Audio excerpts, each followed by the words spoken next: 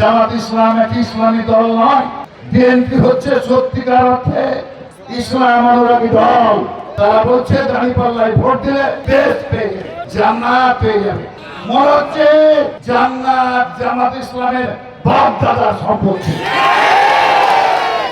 এটা হতে পারে না।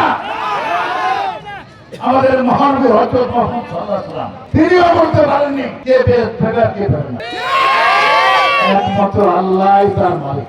আর জামাত ইসলাম মনে করছে তার বাপ দাদার সম্পত্তি। উপস্থিত ভাইরা, আপনাদের শুধু এটাই নয়, অনেক এসব বলতে গেলে অনেক সময় লেগে যাবে। শুধু এটা নয়, তারা বলছে রোজার পূজা এক, মুদ্রার এপার আর ওপার, নাউজুবিল্লাহ।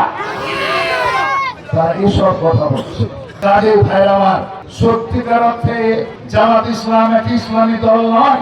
আপনারা ইউটিউবে টাচ মোবাইলের মাধ্যমে আমার বন্ধুদেরকে বলছি, নিশ্চয়ই আপনারা শুনেছেন যে ইসলাম ধ্বংস করার জন্য বড় বড় আলেমেরা বলেছেন। আপনারা মোবাইল দেখেছেন।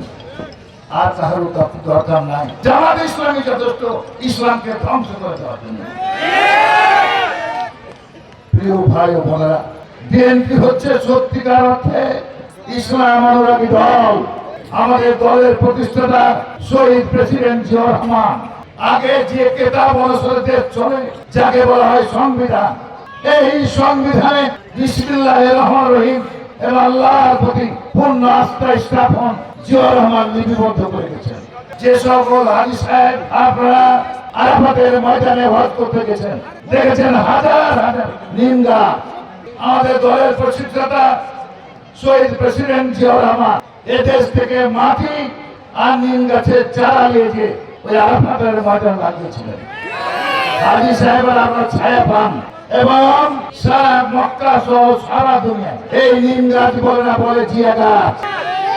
ভাইরা আমার, সত্যিকার আরো অনেক ব্যাপার আছে, এটা বলা যাবে না, সময় নাই। ইসলামের নামে ভাওতাবাজি করছে, ইসলামকে বিকৃত করছে।